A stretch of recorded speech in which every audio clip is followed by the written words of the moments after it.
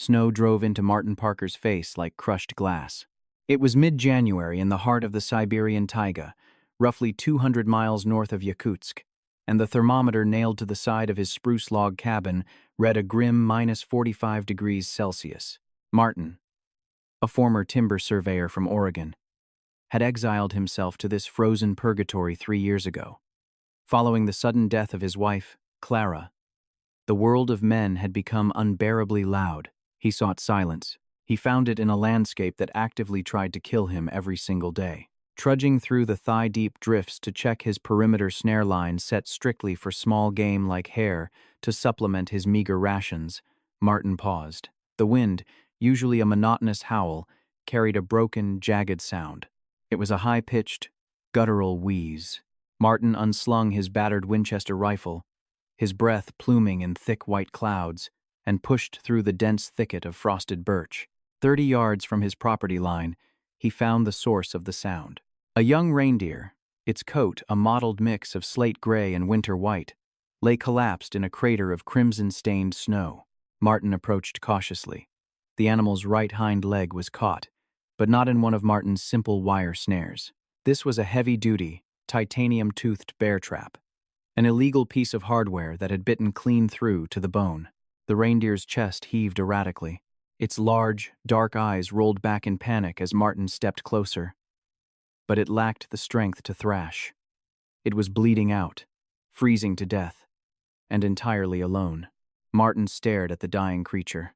The pragmatic, survivalist part of his brain, the part drilled into him by his old mentor, David Reynolds, back in the Cascades, told him to put a bullet in the animal's head.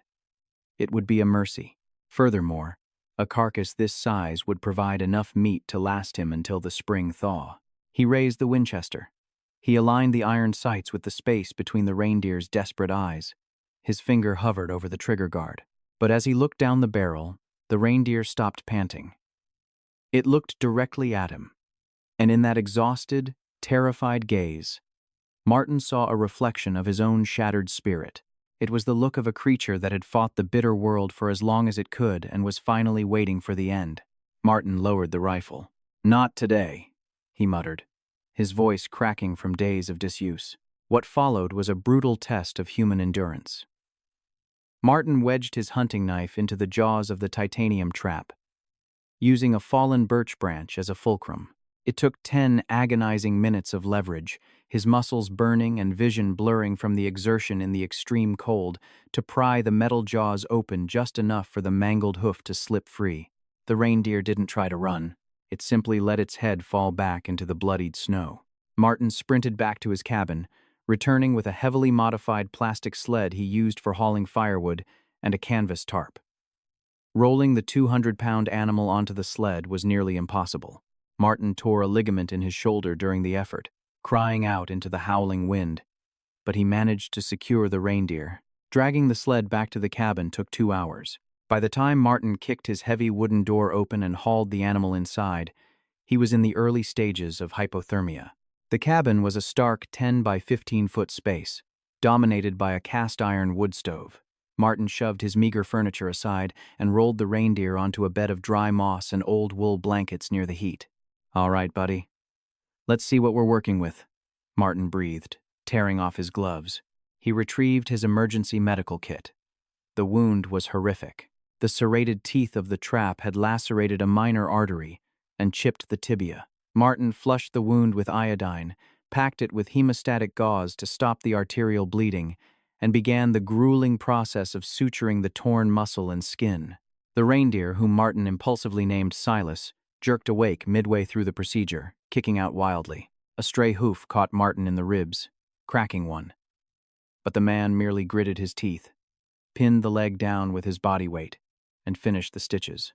For the next 2 weeks, the cabin smelled of pine sap, wood smoke, and antiseptic. Martin slept on the hard floor, giving Silas his cot mattress. He spoon-fed the animal warm oats and melted snow, mixing in crushed antibiotics he had stockpiled for himself. Slowly, incredibly, Silas began to recover. The dying reindeer that had surrendered to the snow transformed into a cautious, curious roommate. Silas would hobble around the cramped cabin, sniffing Martin's shortwave radio, nuzzling his coat, and resting his heavy head on Martin's lap when the man sat by the fire. For the first time in 3 years, Martin laughed. He spoke to Silas about Clara, about his old life in Oregon, and about the mistakes he had made. The crushing weight of his loneliness began to fracture. But the Siberian wilderness is rarely forgiving, and a dark twist was slowly making its way toward Martin's sanctuary. While cleaning up the shed one morning, Martin examined the trap he had pried off Silas. Wiping away the dried blood, he noticed an engraving on the titanium baseplate. Caldwell and Briggs, Custom Outfitters, Montana. Martin's blood ran cold. This wasn't a local poacher's rusty relic. Caldwell and Briggs was an exclusive, high-end hunting outfitter.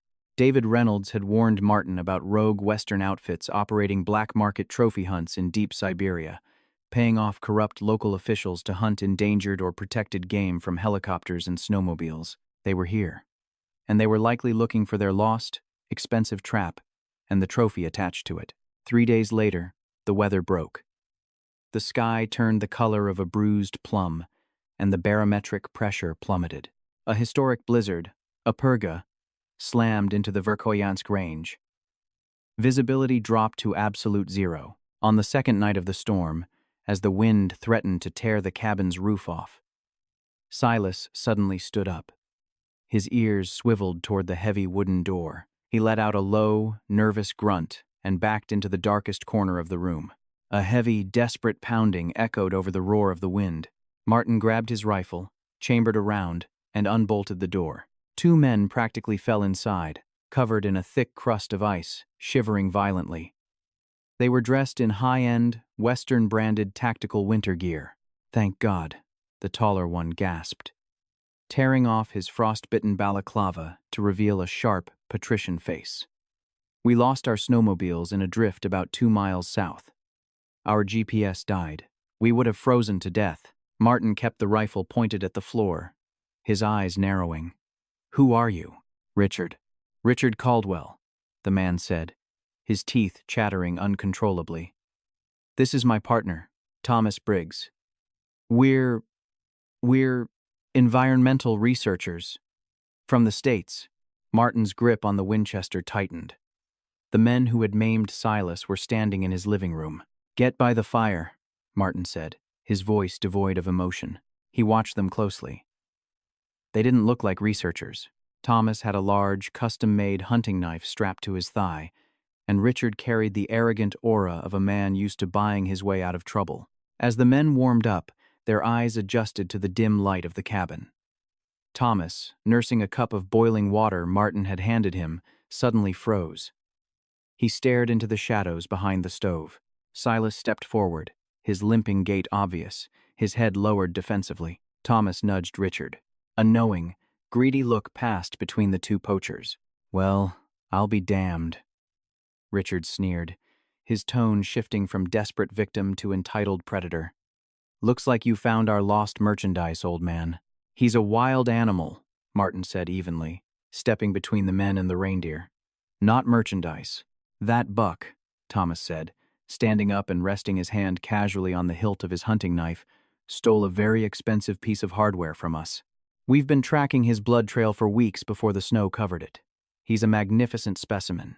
The rack on him will fetch a fortune in a private auction." "You're not environmental researchers," Martin stated, raising the barrel of the Winchester just an inch. "You're illegal trophy hunters. You're trespassing in this territory, and you're trespassing in my home." Richard laughed, a harsh, grating sound. He unzipped his heavy parka, revealing a sleek, suppressed 9mm pistol holstered at his chest. "Let's not make this difficult, friend. You live in the middle of nowhere. No one knows you're here. We take the buck, we leave you some cash for your trouble, and we go our separate ways when the storm breaks. You try to play hero for a deer, and you'll just end up as another tragic statistic of the Russian winter." The tension in the cabin was suffocating, thicker than the wood smoke. Silas, sensing the hostility, let out a distressed bleat and bumped his shoulder against Martin's back.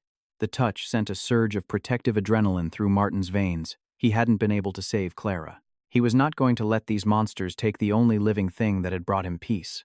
"You're not taking him," Martin said, his voice dropping to a deadly whisper. Thomas lunged. It was a fast, desperate move. Thomas drew his knife, aiming to tackle Martin and disarm him. But Martin, hardened by years of splitting wood and surviving off the grid, was faster. He swung the heavy wooden stock of the Winchester, catching Thomas squarely in the jaw. The sickening crack of bone echoed over the wind, and Thomas crumpled to the floor, unconscious. Richard shouted and reached for his pistol. Twist. Before Richard could clear the holster, Silas charged. The reindeer, despite his injured leg, drove his massive head forward. He didn't have full antlers, having shed them early in the winter stress. But his hard, bony skull slammed into Richard's chest with the force of a battering ram. Richard was thrown backward, crashing through Martin's makeshift wooden table and slamming against the far wall. The wind was entirely knocked out of him. The pistol skittered across the floorboards. Martin stepped forward, placed his heavy snow boot on the 9mm, and leveled the Winchester directly at Richard's face. "Don't," Martin commanded. Richard, gasping for air and clutching his bruised ribs, stared down the barrel of the rifle. The arrogance bled out of his eyes, replaced by raw, primal fear. Silas stood next to Martin, snorting aggressively, stamping his good front hoof. "Okay. Okay," Richard wheezed, raising his hands in surrender. Martin forced Richard to drag the unconscious Thomas to a corner of the room. Using heavy zip ties from his toolkit, Martin bound the men's hands and feet. He stripped them of their weapons, their satellite phone, and their GPS beacons. For the next 2 days, the storm raged outside, while a tense, silent standoff occupied the inside of the cabin. Martin didn't sleep. He sat in his chair, rifle in his lap, while Silas rested securely at his feet. When the purga finally broke, leaving a blindingly bright, silent white world in its wake, Martin powered on the poacher's satellite phone. He dialed an emergency frequency given to him by David Reynolds years ago, a direct line to a federal anti-poaching task force operating out of Yakutsk. "My name is Martin Parker," he said into the receiver. "I have 2 American nationals secured at my coordinates. They are operating an illegal poaching ring. Come get them." 6 hours later, the thwip, thwip, thwip of a Russian Mi-8 helicopter shattered the silence of the taiga. Heavily armed rangers piled out, taking Richard and Thomas into custody. The men looked broken, humiliated, and frostbitten. The lead ranger, a stern man named Victor, stepped into the cabin. He looked at the bloodstains, the broken table, and then at the reindeer standing calmly behind Martin. "You saved the animal?" Victor asked in heavily accented English. "We saved each other," Martin replied simply. Victor nodded, a rare smile touching his lips. "The men you caught, they are wanted internationally. There is a substantial reward. We will make sure it finds you." As the helicopter lifted off, blowing a hurricane of loose snow across the clearing, Martin stood on his porch. The silence returned, but for the first time in years, it wasn't a deafening, lonely silence. It was peaceful. Spring eventually came to the Verkhoyansk range. The snow melted into rushing, icy rivers, and the taiga exploded in a riot of green pine and wildflowers. Silas's leg had healed into a thick, functional scar. He no longer had a limp, though his gait was slightly uneven. Martin knew he couldn't keep a wild animal forever. One morning, he left the cabin door wide open and walked out into the tree line. He didn't look back. He expected Silas to bolt, to return to the herds migrating north. Hours passed. Martin sat on a stump, sketching the mountains in a notebook, feeling a bittersweet pang of loss. He had done the right thing, but the cabin would feel painfully empty tonight. A twig snapped behind him. Martin turned. Silas was standing there, chewing lazily on a mouthful of fresh lichen. The reindeer walked up to Martin, nudged the notebook with his wet nose, and stood quietly by his side.